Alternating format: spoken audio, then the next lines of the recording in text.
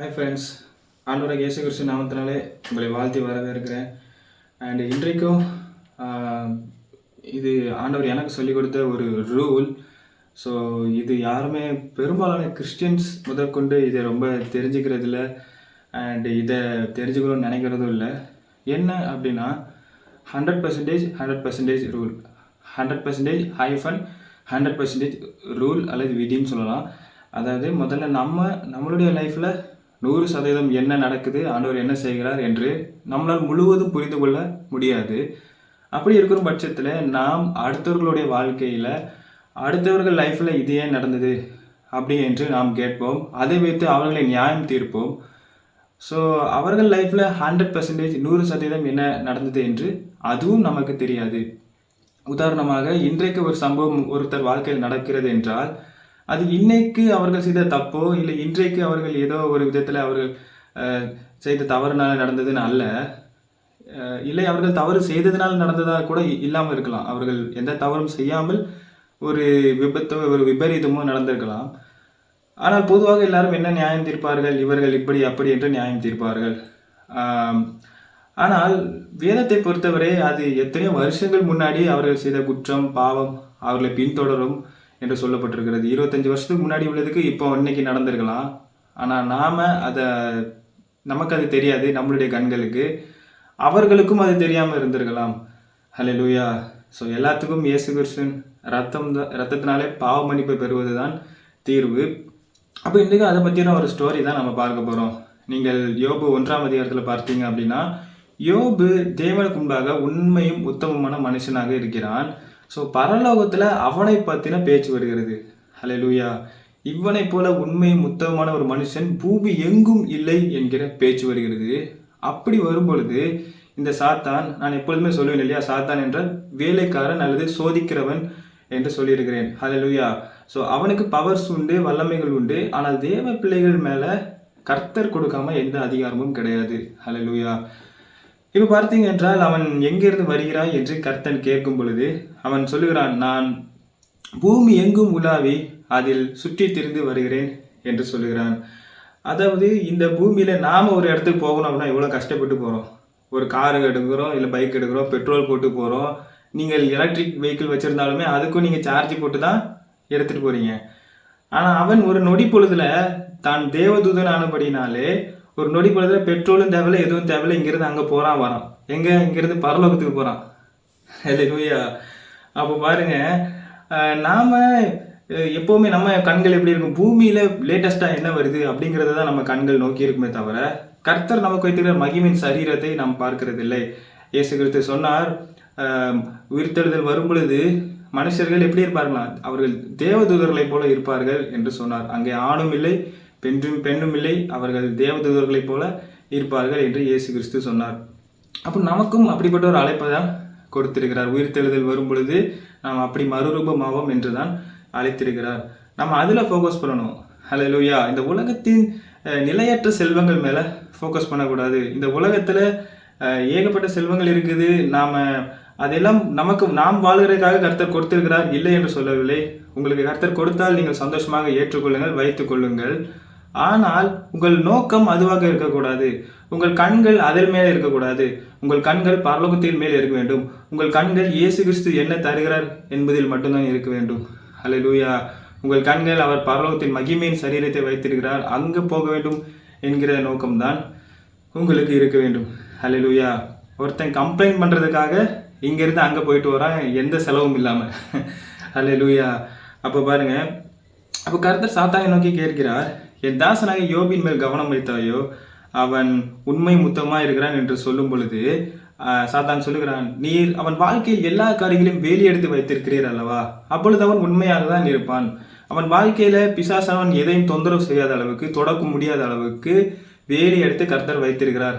ஆகையினால் அவன் உண்மையிலோனா இருக்கிறான் என்று பிசாசானவன் வம்பு கூறுகிறான். அதாவது தேவனை ஏவுகிறான். ஹல்லேலூயா.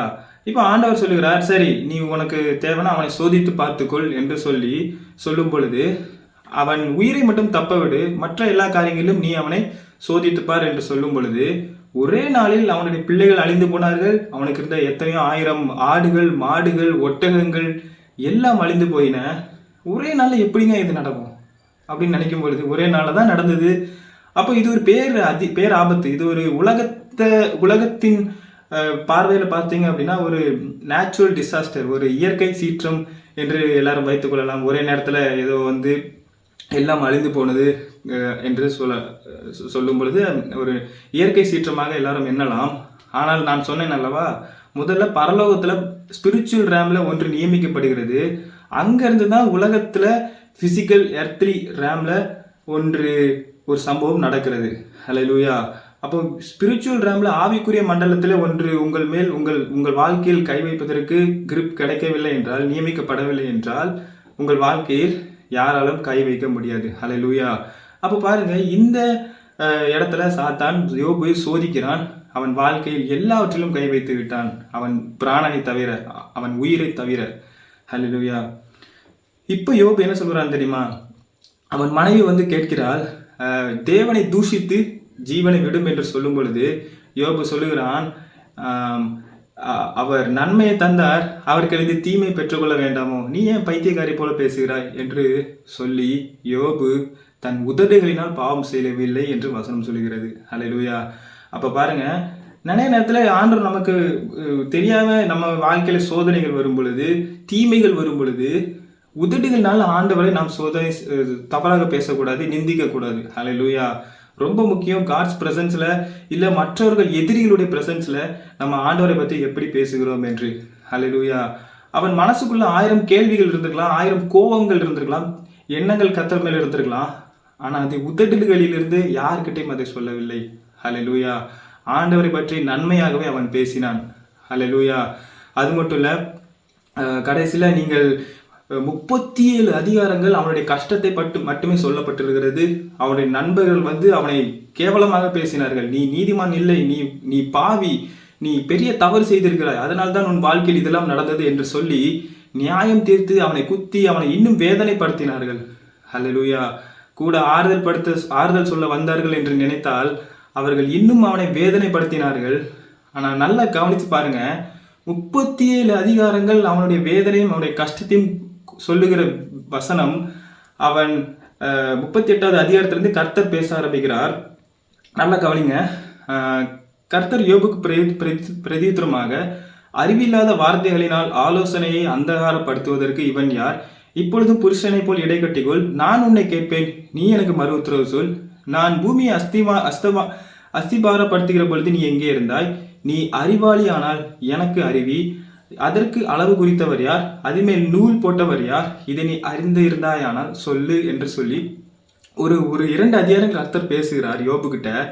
அதை கேட்ட உடனே யோபுக்கு என்ன தோணுகிறது என்றால், ஐயா என்னை விட்டுருங்க ஆண்டவரே, நீர் பெரியவர், நான் தகுதி இல்லாதவன், நான் நீசன் ஆண்டவரே, இதெல்லாம் உம்மிடத்துல பேசுகிறதற்கு என்கிட்ட நான் தகுதியும் இல்லை, என்கிட்ட பலனும் இல்லை, நான் என் வாயை பொத்தி கொள்கிறேன் என்று சொன்னான். இத்தனைக்கும் கர்த்தர் அவன் வாழ்க்கையில ஏன் அப்படி நடந்தது அப்படிங்கிற பதில் சொல்லவே இல்லை. சொல்லுகிறதுக்கு முன்பதாகவே யோபு சொல்லுகிறான், ஆண்டவரே நீர் இவ்வளவு சொல்லுகிறீர், நான் என் வாயை பொத்திக் கொள்கிறேன் என்று சொல்லுகிறான். நன்றா தெரிந்து கொள்ளுங்க, தேவனுக்கு முன்பாக அவர் நியாயமாக தான் ஒருவர் வாழ்க்கையிலும் ஒருத்தர் வாழ்க்கையிலும் ஒன்றொன்று அனுமதிக்கிறார். நாம் தான் அதை அறிந்து கொள்ளாமல் நாம் அவரை பற்றி கேவலமாகவோ இல்லை தீமையாகவோ நாம் எண்ணுகிறோம். ஹல்லேலூயா. தேவன் ஒருத்தர் வாழ்க்கையிலும் நாம் அதனால தான் இப்போ சொல்லுவாங்க, ஆண்டவருடைய பிரசன்னத்தில், காட் பிரசன்ஸ்ல நம்ம என்ன பேசுகிறோம் என்பது ரொம்ப முக்கியம். ஹல்லேலூயா. நாம் நிதானமாக பேச வேண்டும். அப்பொழுது நீங்கள் 40ஆம் அதிகாரத்தில் பார்த்தீர்கள் என்றால், சர்வ வல்லவருடைய வழக்காடி அவருக்கு புத்தி படிப்பிக்கிறவன் யார்? தேவன் பேரில் குற்றம் பிடிக்கிறவர் இவைகளுக்கு உத்தரவு சொல்ல கடவன். நீங்கள் எவ்வளவு பெரிய புத்திமானா இருந்தாலும் சரி, உங்களால தேவன் மேல குற்றம் கண்டுபிடிக்கவே முடியாது. ஹல்லேலூயா. அவர் நீதி உள்ளவர், அவர் உண்மை உள்ளவர். அடுத்த அதிகாரத்துல பார்த்தீங்க அப்படின்னா, நீங்கள் யோபுக்கு கர்த்தர் சொல்லுகிறார். இதெல்லாம் கேட்டவுடனே யோபு சொல்லுகிறான், ஆண்டவரே நீர் சகலத்தையும் செய்ய வல்லவர், நீர் செய்ய நினைத்தது தடைபடாது என்று அறிந்திருக்கிறேன் என்று சொல்லுகிறான். அது மட்டும் இல்ல, கர்த்தர் கேட்கிறார், நீ நிதானமாய் பேசினது போல மற்றவர்கள் பேசவில்லை அப்படின்னு சொல்லும் பொழுது அவன் தன் நண்பர்களுக்காகவும் அவன் வேண்டுதல் செய்து அவர்களையும் காப்பாற்றுகிறான். ஹல்லேலூயா. இவ்வளவு பெரிய ஒரு ஆவிக்குரிய மனுஷன், ஒரு எக்ஸாம்பிள் பாருங்க. ஹல்லேலூயா. அது மட்டும் இல்ல, அவன் நண்பர்களையும் காப்பாற்றுகிறான், அவன் வாழ்க்கையும் காப்பாற்றப்பட்டது. அவனுக்கு இருந்த எல்லா ஆஸ்திகளையும் 2 மடங்காக கர்த்தர் கொடுத்தார். அவன் பாருங்க, அதுக்கப்புறம் கடைசி அதிகாரத்தில் பார்த்தீங்கன்னா அவன் இதற்கு பின்பு யோபு 140 வருஷம் உயிரோடு இருந்து 4 தலைமுறையாக தன் பிள்ளைகளையும் தன் பிள்ளைகளுடைய பிள்ளைகளையும் கண்டான். யோபு நெடுநாள் இருந்து பூரண வயதுள்ளவனாக மரித்தான். ஹல்லேலூயா. அப்போ பைபிள் ஒருத்தனுடைய சந்தோஷத்தை பத்தி அதிகமாக குறிப்பிடல, ஆனா அவனுடைய கஷ்டத்தையும் வேதனைகளையும் மட்டும் இத்தனை அதிகாரங்கள் குறிப்பிட்டுகிறது. ஹல்லேலூயா. ஏன் தெரியுமா? அந்த கஷ்டத்திலும் சோதனையிலும் தான் நீங்கள் ஆண்டவரை மகிமைப்படுத்த வேண்டும், கரெக்டான வார்த்தைகள்னால அவரை துதிக்க வேண்டும் என்பதற்காக. ஹல்லேலூயா.